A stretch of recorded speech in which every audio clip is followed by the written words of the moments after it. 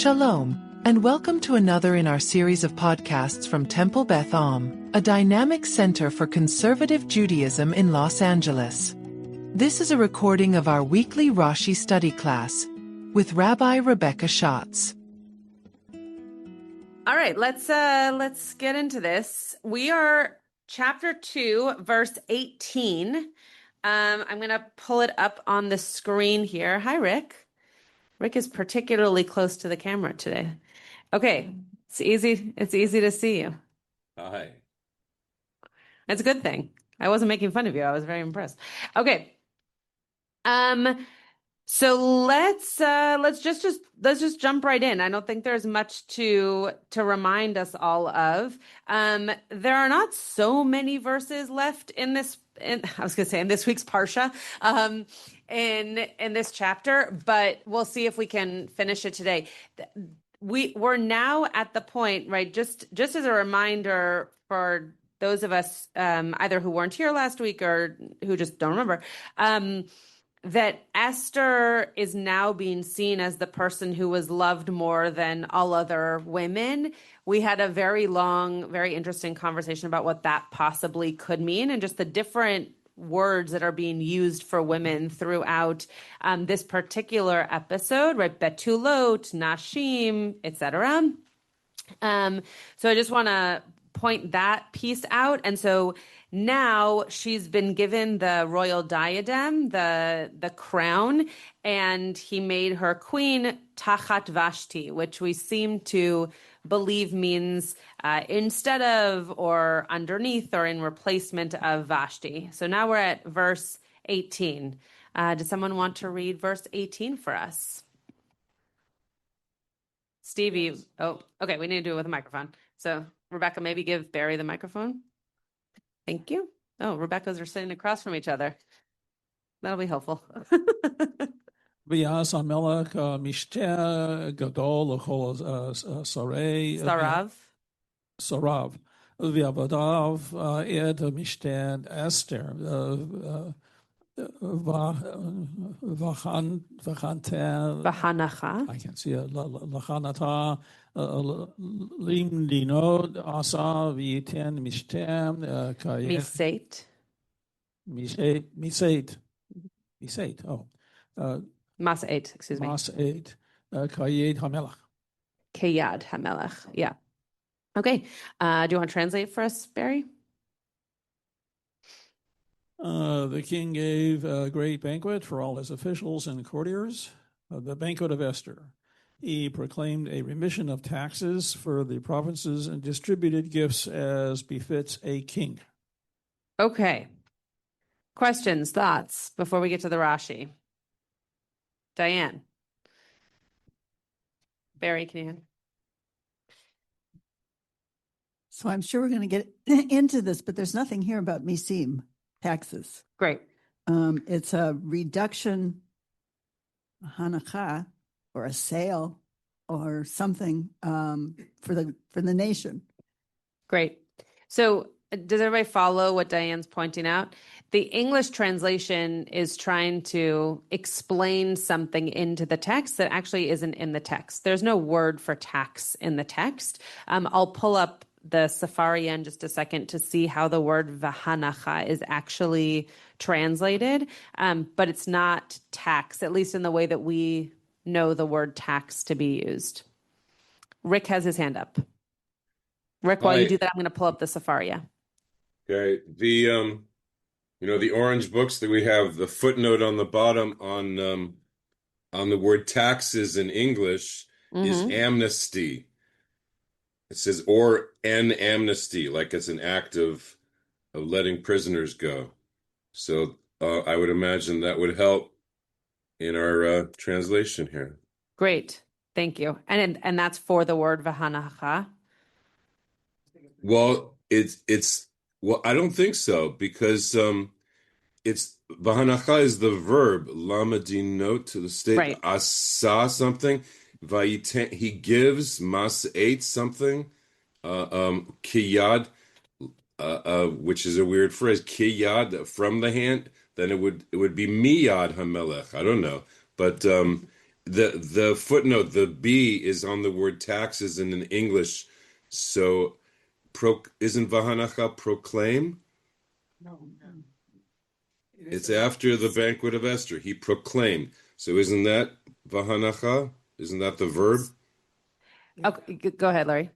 Yeah, hanacha is a verb, and as Diane said, a noun. noun. I'm sorry, noun. And as Diane said, hanacha in contemporary Hebrew is a sale, but it actually means reduction. A discount, but reduction would be I think the correct. So literally, He reduced and a reduction to the provinces or countries or states he made. So that's the literal meaning, I think, of those three words, to which then the assumptions he reduced their taxes. He what was it? Amnesty, which doesn't appear there at all, but it's pretty clear that what did he reduce? He reduced what they had to pay. Yeah, Rebecca. To go a little further with that, Yeah. I think hanacha, does come from the verb lehaniach, Yeah. which means to kind of let go or Good. sort of reduce whatever the requirement is. So it's either soldiers or tax. It could be whatever they're required to give. Good. Okay. So before we go to Stevie, just because that's a good transition to what I've just put on the screen here. So hanacha, Larry and Diane are not incorrect that in today's day, we see it as like a sale or something being on sale, right? Not just something that is sold, but something that's been reduced. The word itself does come from some kind of rest. In this case, it says that it can also be a holiday or a giving of time, right? Which in Europe, for example, when you go on vacation, you call that a holiday. So it's possible that's what they're using it here to mean as well. That there's some kind of release here, right? And you can see at the bottom from the BDB that when you look, and if you don't know what a BDB is, I can show it to you.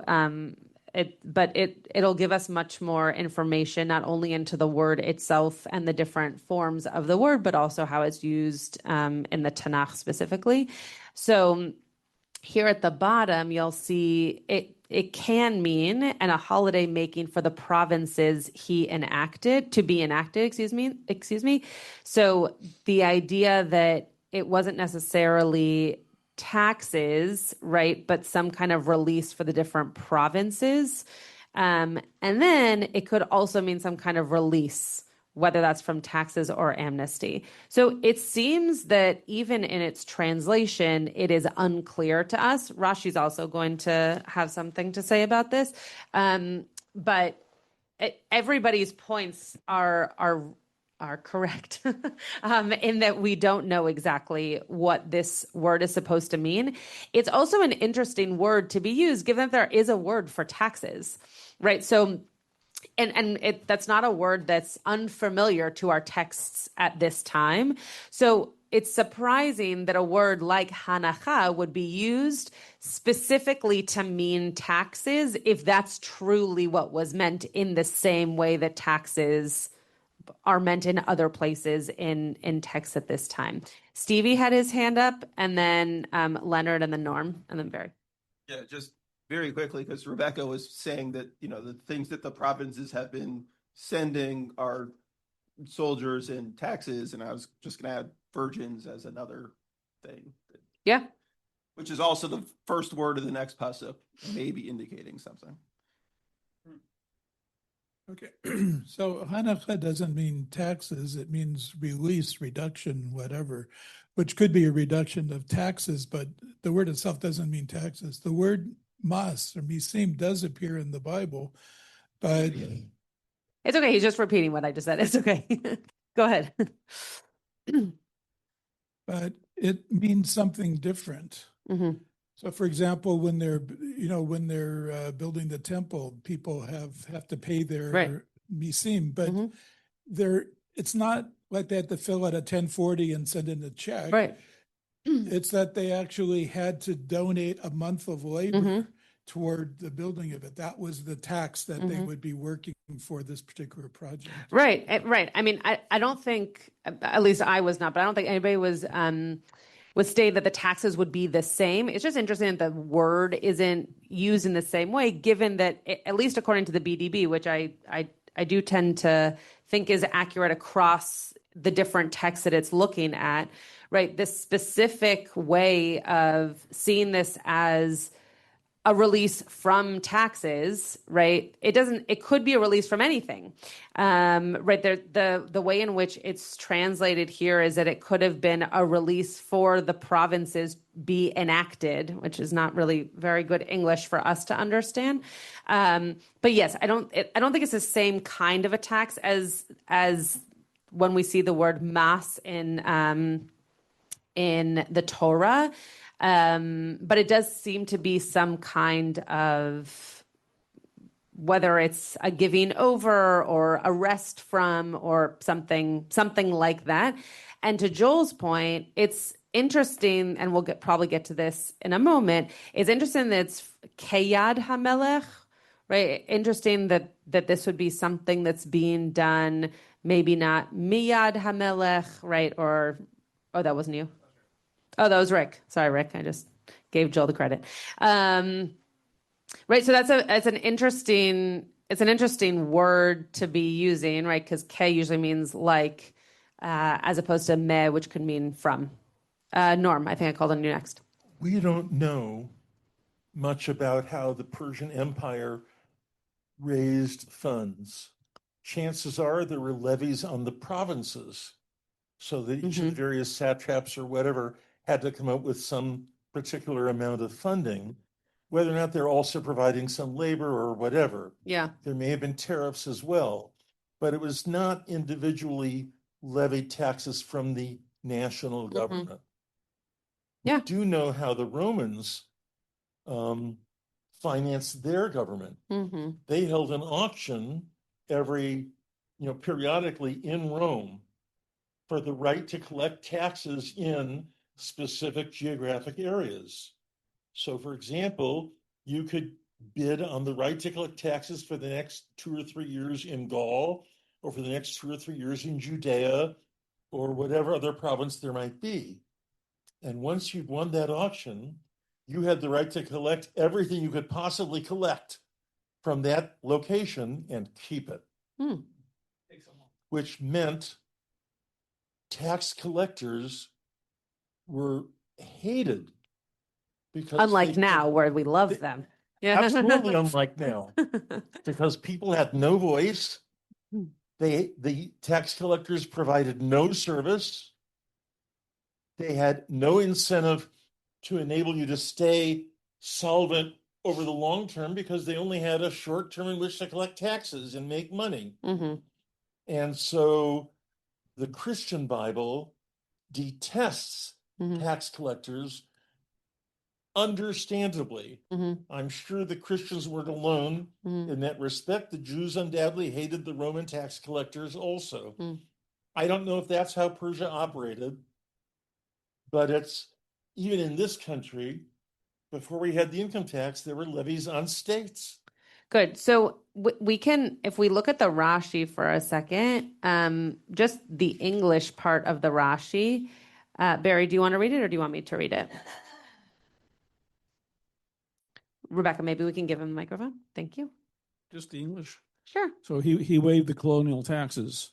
In her honor, he released them from the tax that was levied upon them. Okay, so just to put part of what Leonard was referring to in terms of the word mas, which is actually what's used in Rashi's translation. He uses the word mas here to mean taxes, which could imply to us that the word in the text he does not believe means taxes, but that he is, the translator is translating his response to mean that there was some kind of release, right, which is that hanacha piece, that there was some kind of release, and that it came from this tax that was, to Norm's point, levied upon them, right? So it does seem to be that there's some historical accuracy. I do not know enough about taxes, let alone in my own day, to talk about it historically.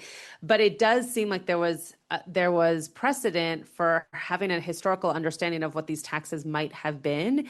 And also, to Leonard's point, the word that's being used there is a different word, right? And so it could have meant something completely different than the way in which our English translator is translating taxes to be in the actual Megillah. Rashi doesn't do much to translate here for us what these words mean. He's giving us context for why it might have happened. So it gives us less information around that. But I just wanted to point that out, given that it worked with the two comments that had just been made. Okay, Barry, and then Larry, and then Rick. Two comments. One just on this, and then another comment overall. So from Rashi's perspective, these taxes were imposed on people. So the idea of releasing, it's that all the people from all the provinces would be impressed by what the king is doing in honor of Esther. So this is not just impressing the satraps, but impressing all the people throughout all the provinces. Brings up another, through all the stories so far, Esther is not acting. Things are done to her, or she's not an active element in the narrative. She's brought to the king. Mm-hmm. She pleases the king. She doesn't act to please the king. He is pleased by her. Uh-huh. She's made queen. The banquet is made in her honor. The taxes are reduced in her honor. She's not an active individual, and through all this story here until later, and this is it builds the narrative tension. Mm. Yeah, it's an interesting point that we'll see much more at the end of the Megillah.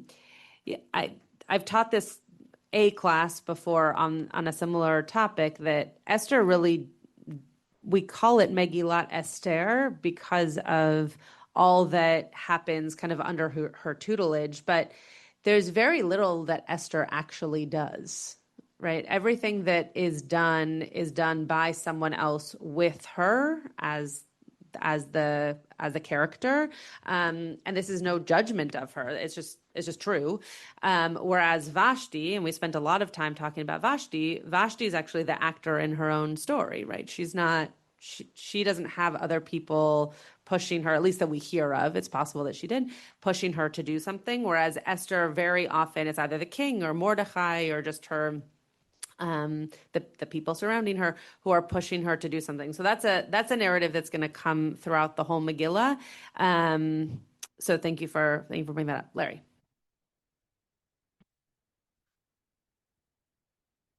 So I'm going to go back to the comment that I made before our class started. Great. Which is Mishteh Esther. Yeah. We have a feast or a banquet. Yeah.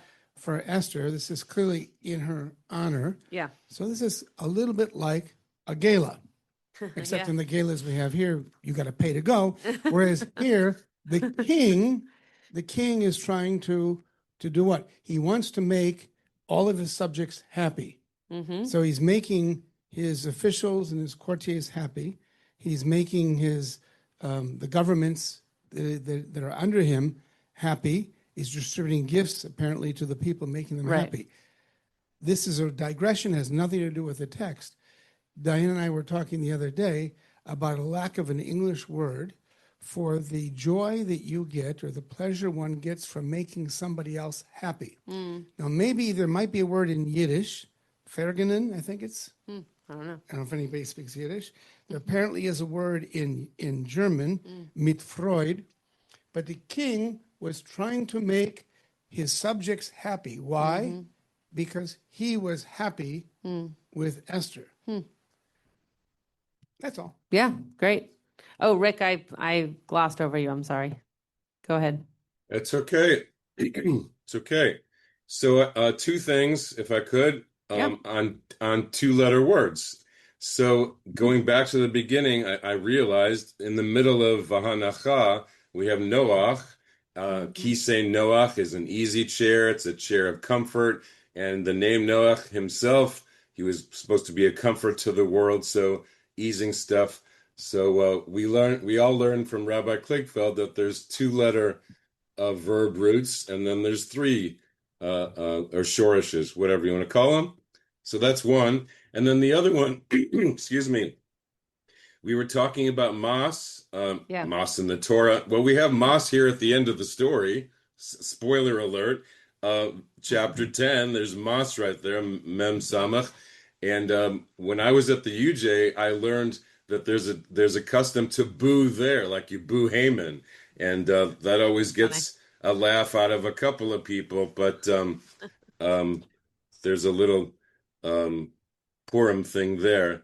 But and there he's raising the taxes. Don't know why. Maybe to pay for all the repairs on Shushan from the Civil War there.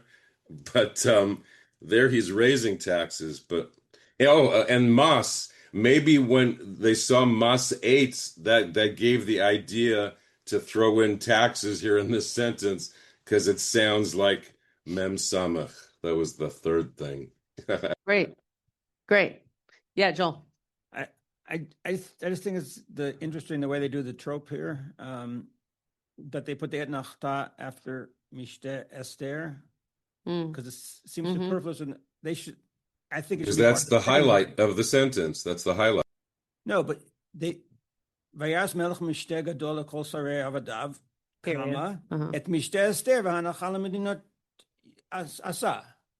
So that should be an object of what he did. He did a Nacha, and he also did a Mishte. Interesting. Yeah. Yes, Diane. This graphic novel has a great translation. And he granted the provinces a remission of their dues and gifts as vast as the king's largesse. Wow.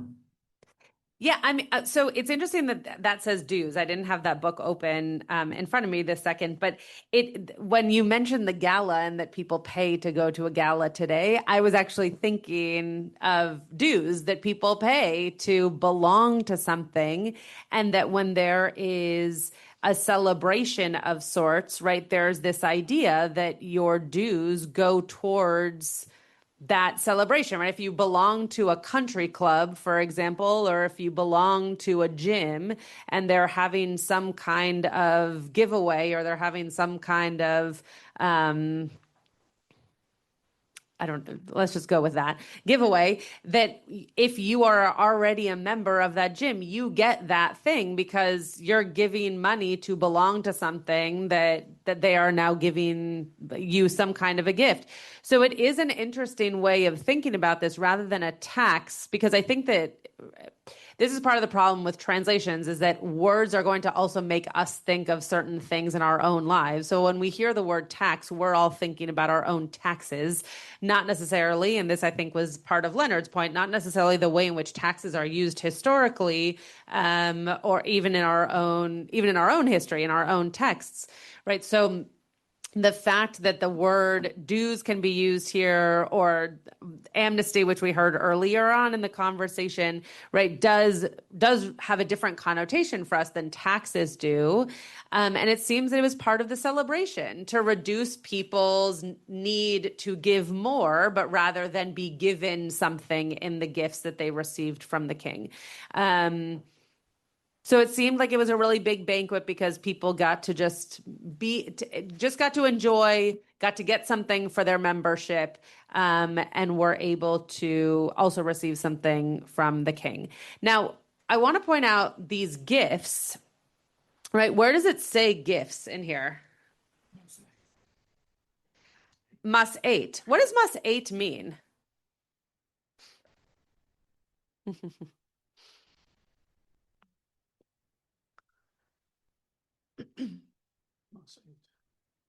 So it can mean, right?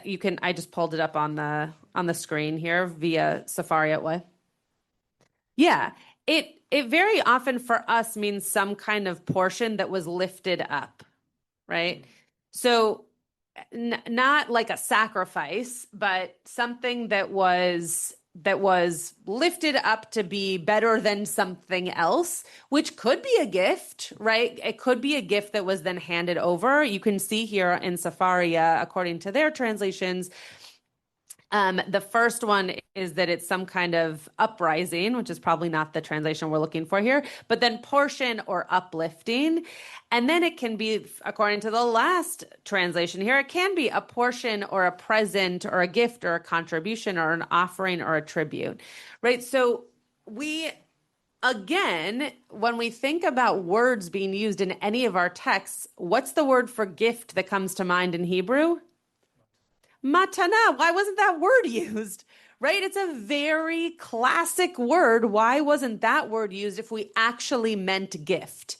Right? If we meant gift in the way that we all understand what a gift is, why not use that word? Why are we using a word that means to lift something up? So if we look down here at the BDB one more time, under 4a, sorry that it's small for those of you in the room, but you can look at your own Safaria if you'd like. It says that a portion, right, which we actually see in Genesis and in other places in 2 Samuel, etc., is that it was something that was carried to someone, literally lifted up. And this is where Keyad HaMelech actually kind of makes sense. Something lifted up from the hand of the king, and it says here, especially from a table or king or a superior, and then given to someone else. It doesn't say that here, it's implied. But there is precedent here for us understanding this as a gift. I wanted to point out that it's not the word that we would expect if we were to translate gift, right? If we were to just see this in English and translate it into Hebrew, my guess is that 1% of the population would use this word when talking about gift. They would use the word matana. That's the word that is used for gift in our language. Yeah, Leonard.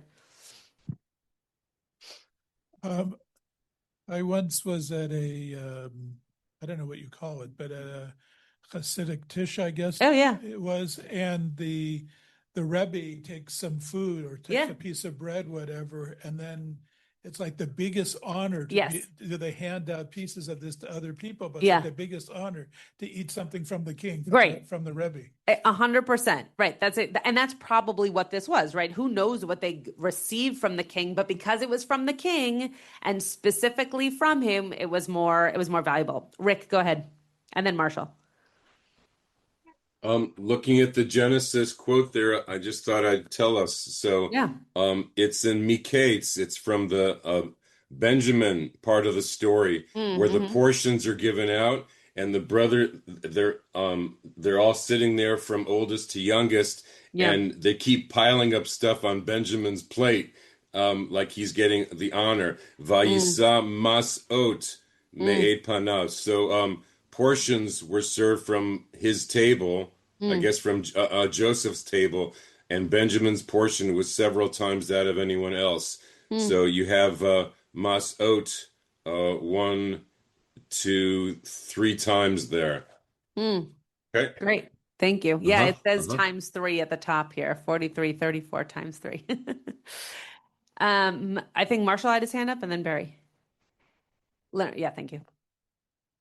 I'll speak directly into the microphone. Good job. Thank you, Joel. Norm will be very impressed. Okay. So the question was asked, why not Miyad HaMelech? Yeah, great. As opposed to Kiyat HaMelech. Yes. And Alter, I think, again, gives us a wonderful insight there. Great. Where he says, in kingly fashion. Yeah. Right. Great. This is appropriate for me to do. Okay, great. Amazing. So like a king would do, like the hand of a king would do. Great. Okay, Barry and then Rebecca. So, Larry, I was searching in ChatGPT for a word that means uplifting somebody else, and I couldn't find one. But now with here, Masait, this does it. Basically, this is not a gift. This is an uplifting of the people by the king's hand. And uplifting someone gives one a sense of joy. That's nice. Very nice. Who did I call on next? Oh, Rebecca. Oh, and then that Rebecca. I was just going to strengthen what Marshall said in that today, if you use this term, and it probably just comes from here, which is really cool. Yeah. That's what you mean. You're saying this is going to be really luxurious. It's going to be really, Kiad Melech. Yeah. So, and it probably I've never heard that before. Comes from, this. Great. Yeah. Yeah. From one Rebecca to the next. I'll try to have something to say after this. I just wanted to mention, although this is called the Banquet of Esther, and it's in her honor, it's clearly the king who's, throwing this great banquet and trying to impress people and give gifts, et cetera, et cetera.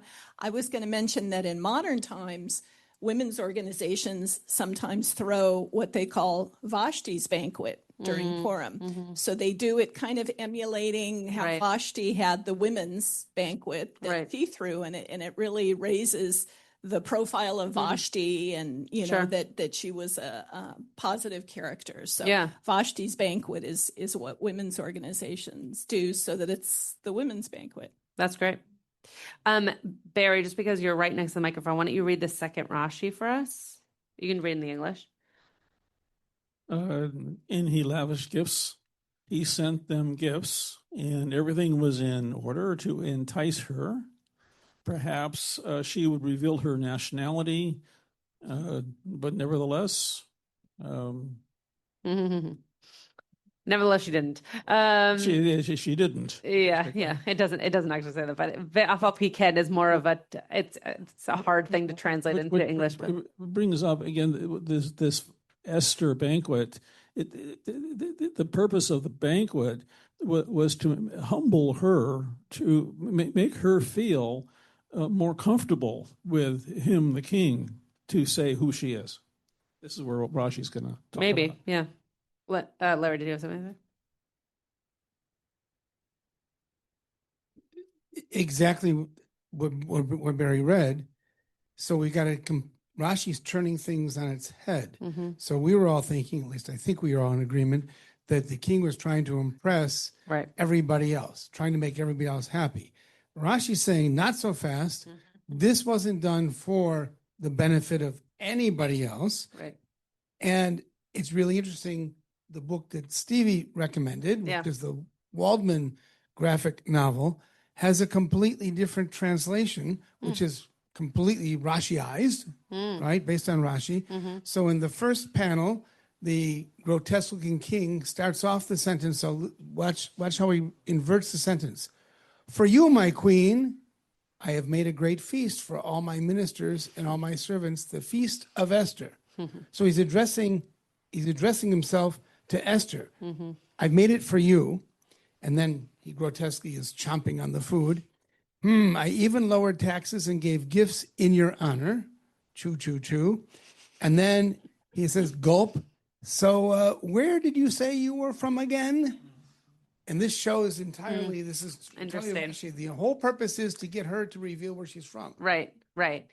So I think that, first of all, if you're just reading the Megillah, you really don't need this Rashi. This isn't a particularly helpful Rashi in terms of the Megillah itself. It's very much a midrash, right? It's very much Rashi's own take on how this story, the subtext, right, that the graphic novel then also picks up on, of what this could possibly be. It's not so far-fetched, right? The idea that something was created to butter someone up, to get them to be comfortable, to have them share a little bit more about themselves. And it could be taken maliciously, right? It could be done in such a way that he's really trying to trick her into sharing things. It could also just be that when you're trying to get to know someone, you put them into situations in which they will be comfortable to be able to share that information with you, right? So if we're trying to be kind towards the king, which is not always my MO, but if we're trying to be kind towards him, he didn't do anything wrong. He actually tried to just make this an atmosphere that Esther would then feel like, this is a safe environment. I can share what it is that I want to share about my upbringing, about who I am. I just want to point out, because this is part of my interest in teaching a class that also shares Rashi's. When we talk about this banquet, very often, I think it comes across the way that the graphic novel shares it, more so than I think what the Megillah is sharing, which was this banquet was created for her, not necessarily in a way similar to how the graphic novel is pointing it out of like, look at all this beautiful stuff that I did for you. It doesn't ever say the king actually is speaking to her. What we know from the Megillah is that the banquet was for her, but we don't ever know that she knows that. And we don't ever know that she's told that. And we don't ever know that she's treated differently because of that. So I just want to make sure that we're keeping the Rashi and the Megillah separate, not because either is not important to remember in its own right, but just so that we're not remembering them smushed together. Rachel and then Leonard. I was thinking back to all this time, the year of beautification, before it was Esther's turn to go to the king. And thinking that when all these women from all the provinces were gathered together to kind of audition, right, that some courtier would have kept track of who came from where. It feels to me like, because Esther's Jewish identity is so critical to the next part of the story, like Rashi is inserting it when the plain text of the Megillah doesn't have it there. That's a really interesting point. Yeah, Leonard, go ahead. Steinsaltz has yet a different take on this whole thing. Okay, great. He says here in his translation with commentary, the king made a great banquet for all his princes and his servants, the banquet of Esther. A private celebration to mark the appointment of the new queen did not suffice. Rather, he issued an announcement to all the nations. Since everyone had heard of the removal of Vashti, the king decided to declare publicly that her replacement had been found. Wow. Steinsaltz can get on the Larry Berry train of writing his own thing, which he did. Okay. I mean, I don't know where else to go with that. I'm sure there are other commentaries in Midrash that he's taken that from, including his own. Yeah, fascinating. I don't know what else to say about that.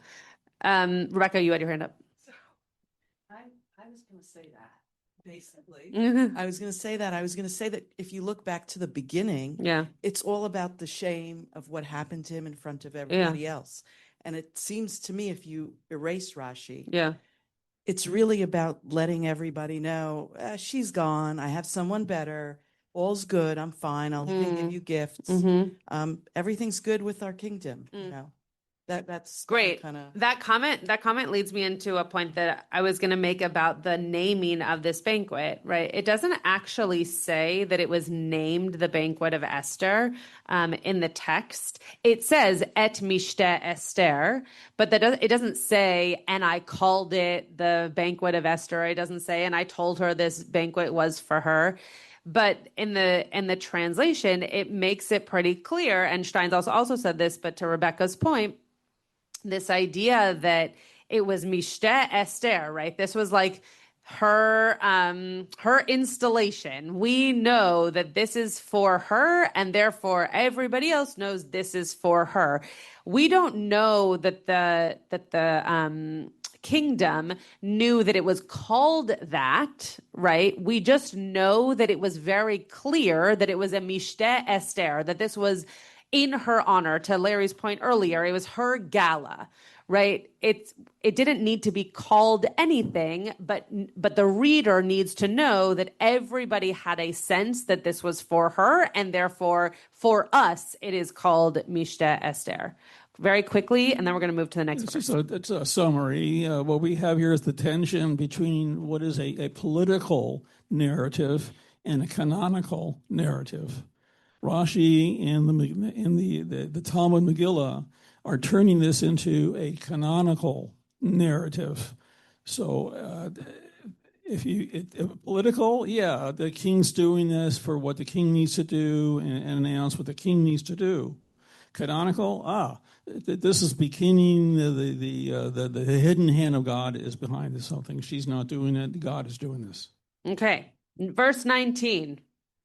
Someone want to read for us? Yeah, Marshall, go ahead. Into the mic, Marshall.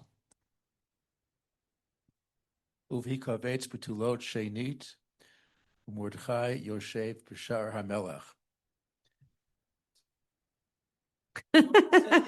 He says the weirdest verse in the entire world. Right. Well, I'm going to read several translations. Okay, great. Marshall's going to give us every translation he's got. When the virgins were assembled a second time, Mordechai sat in the palace gate. Okay. Another translation. Right, exactly. Joel just said with binoculars. Okay. And when the maidens were gathered a second time, and Mordechai was sitting in the king's gate. So here we have a difference between virgins and maidens. Okay, yeah, sure. Altar, again, is, and when the virgins gathered a second time with Mordecai sitting in the king's gate. So it points back to a conversation I had with Leonard last week about the change of the word betulah from biblical Hebrew and to Mishnaic Hebrew, or Talmudic Hebrew. So Leonard, maybe you might want to just address that again.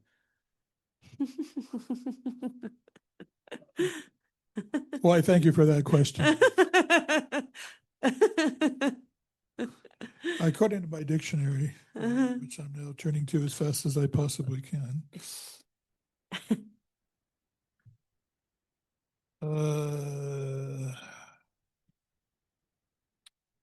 Betulah means a virgin. So there you have it. And that's all, folks. It also has a meaning in architecture and post-biblical Hebrew to either of two posts supporting a beam. But I don't remember what I said last time. Perhaps you could remind me. Well, I only think you said the difference meaning.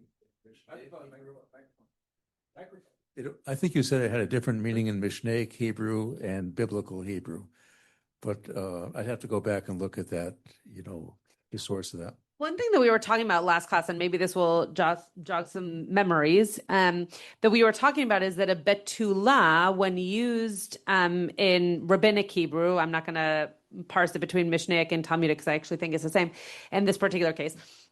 When we're talking about weddings, right, a betulah is just someone who's never been married before. It doesn't matter her sexual status. We assume, according to the rabbinic use of the word betulah, that because of the time period in which it was written and the customs of the time, that if you had never been married before, you also had never had sex before, and therefore an unmarried person was a virgin, right? That's not halachic. I just want to point that out. But it is the case that in terms of 1 + 1 = 2, we're just assuming that mathematically, if you weren't married, you were also a virgin. So betulah then turns into a word that we understand as virgin. But one of the things that I say to every couple who I work on a ketubah with is that betulah in a ketubah does not actually mean, I'm putting that in quotes for those of you who are listening to a podcast, virgin. It just means unmarried. There are other words for once you have been married. The rabbis at the time were not asking your sexual experience manifesto. They just wanted to know how much you were worth based on if you've been married before. So maiden in this particular case could actually be a fine word to use because all we were talking about were women who had never been married before. We have no idea their sexual status, right? And virgin in the word English, in the English English language, the word in English means that you've never had any kind of sexual experiences before, right? So it's kind of splitting hairs, but in the sense of our rabbinic tradition, it is important to understand that word betula can mean two very different things, or can mean one thing that just also means both. Stevie hasn't spoken, so we're going to go Stevie, Diane, Barry, Rick.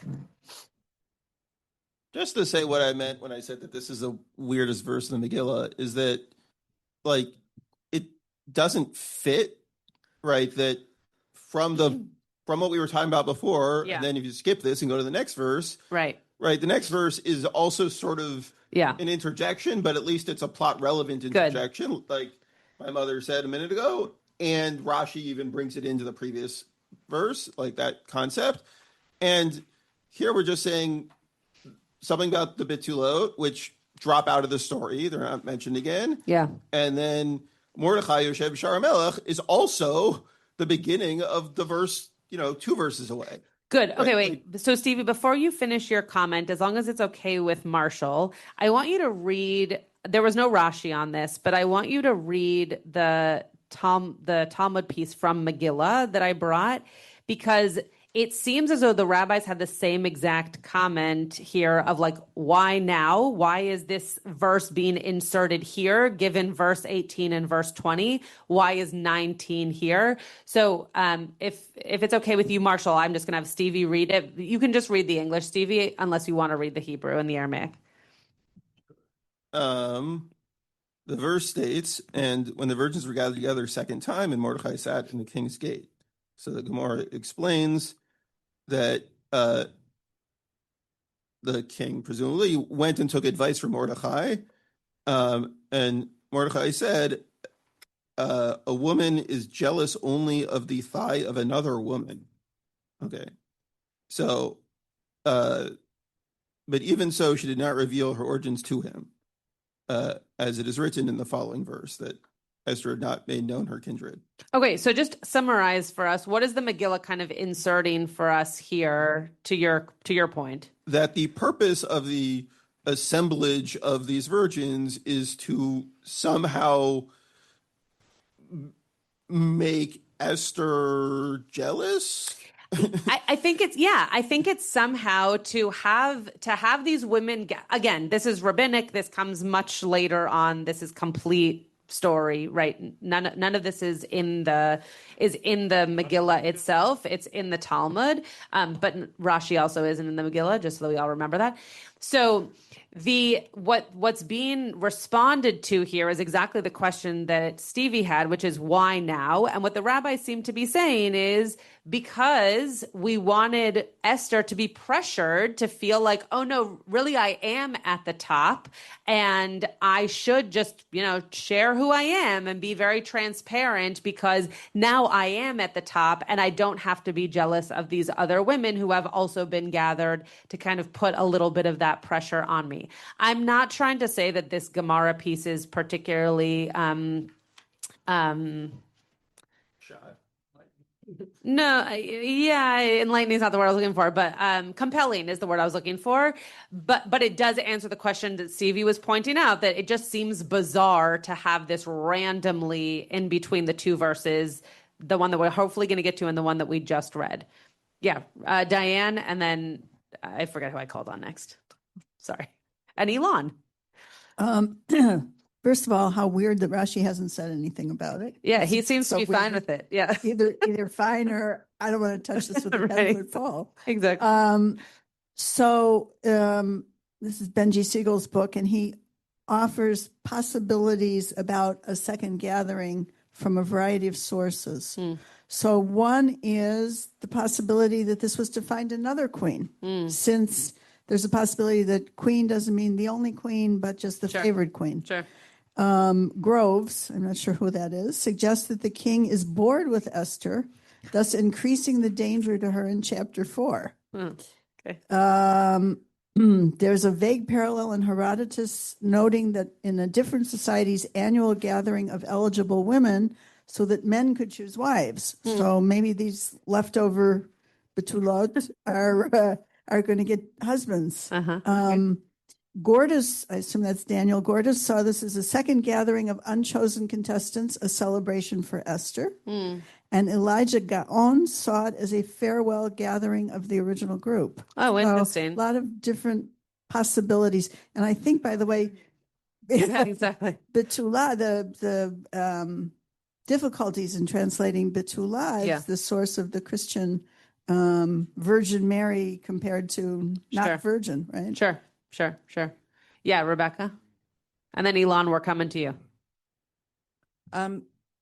If we actually try to say that it is part of the story and it's not strange, I think you can interpret it as, and when this is over and the virgins or the maidens get back together in the harem, and Mordecai is back to sitting at the gate. It's just like an end to that. The banquet is over and the celebrations are over. The maidens go back to where they're supposed to. Shanit meaning back rather than interesting. A second gathering. Great. That's great. Okay, Elon.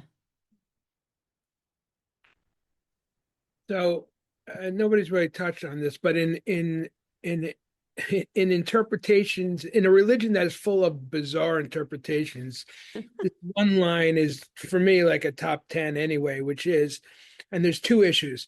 Mordecai said to the king, as a rule, a woman is jealous only of the thigh of another woman. Like, first of all, what gave anyone the idea that Mordecai said this to the king? Right. Point number one. And point number two, where did Mordecai get this idea from? I have never heard someone go, you know what? I really don't care about anything about that woman over there, except she has great thighs. Great thighs, yeah. So is that based on anything, or is it just like a random thing? What's I think it is a random thing. I mean, I have no idea, but I think it is a random thing. We also know from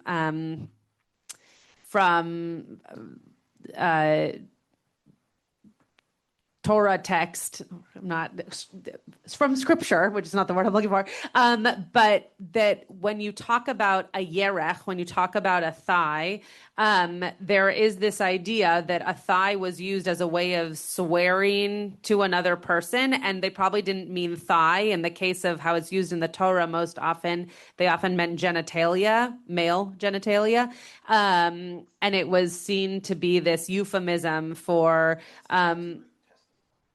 Right. So, Stevie just said off microphone. It's from the same idea of testify, right? That you would actually hold someone's testicles and you would swear to them. That has nothing to do with women, unless someone just doesn't know basic anatomy. But I think that the reason that yerech is being used here is because when we talked about, and there's no basis for this. This is just my guess based off of knowing stuff in Judaism.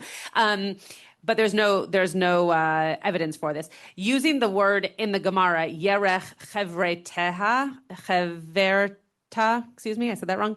Chaverta, wow, I'm just getting it all wrong. That word right there, that the thigh of her friend probably was in accordance to like the vows she had made or the connections that she had, more so than actually like the part of her body, would be my guess.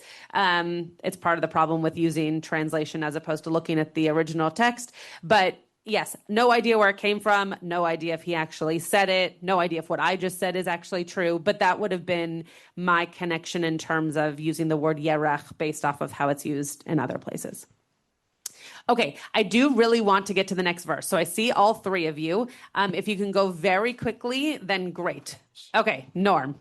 Two quick things. One is, we have no reason to think that Ahasuerus was obsessed with finding out Esther's ethnicity. Correct. In fact, Manos Halevi says every nation claimed her as its own. That's a great thing for a queen. Yeah. Every nation says she's one of ours. Yeah. That makes her very popular. Good. And a great choice for him. And the other thing is, somebody who has never been married is single. Somebody who is unmarried typically is somebody who was married and no longer is, usually because of divorce. Great. Rebecca. So since the king gave a banquet for his officials and courtiers, so maybe Esther and the women weren't even allowed. So maybe this gathering of the virgins now is so that Esther can have a celebration with the women. Great. Yeah. Was there another hand? Rachel, very quickly.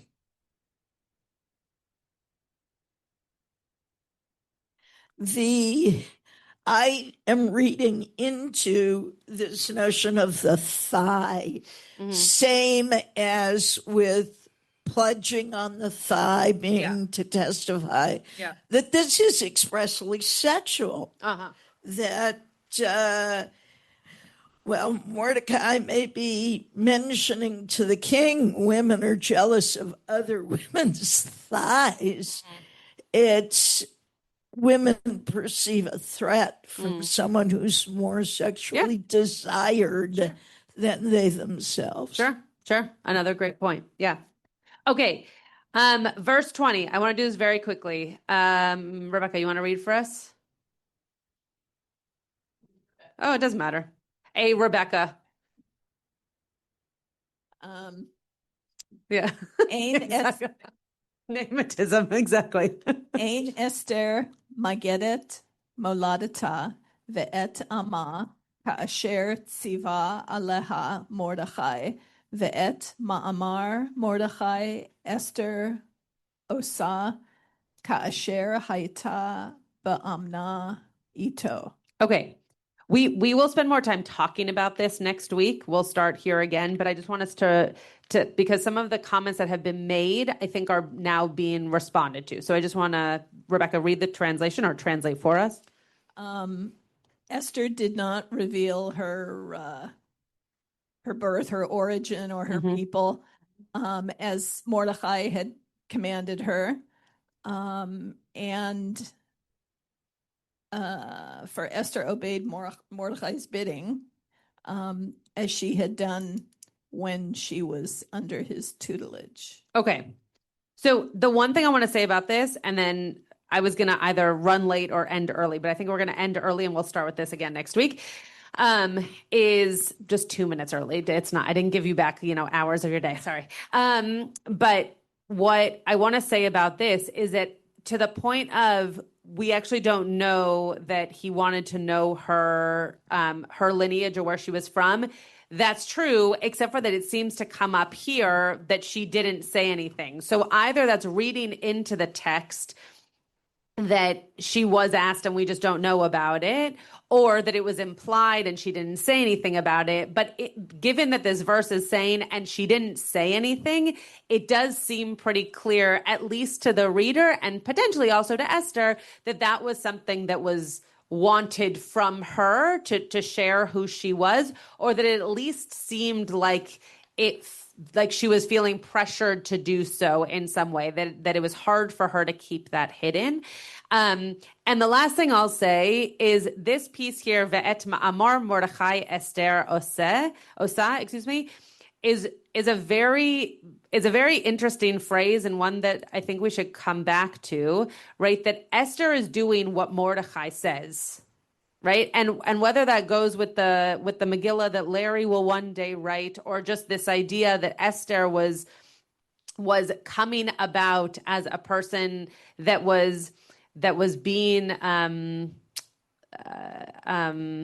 primed to do things in a certain way, right? We don't really know. We don't know if she just didn't feel like she had the ability to speak. We don't know if she was someone who just didn't have that power at all because she was a woman. We actually don't know, but it is very important to see that she is being told to do certain things, and therefore she is not doing it. The Megillah did not need to put in those 4 words for us, right? But she didn't share who she was because Mordechai told her not to, and she does what Mordechai tells her to do. So there's a lot of things that we can imagine maybe she would have had Mordechai not told her, et cetera, et cetera. We'll pause here. Next week we will start with verse 20, and maybe we'll finish chapter 2 next week. All right. For the extra minute and 0 seconds. Okay. You've been listening to another in our series of podcasts from Temple Beth Am, a dynamic center for conservative Judaism in Los Angeles. If you enjoy these podcasts, we invite you to write a review on the Apple Podcast website or wherever you get your podcasts. For more information on Temple Beth Am, Los Angeles, please visit www.tbala.org.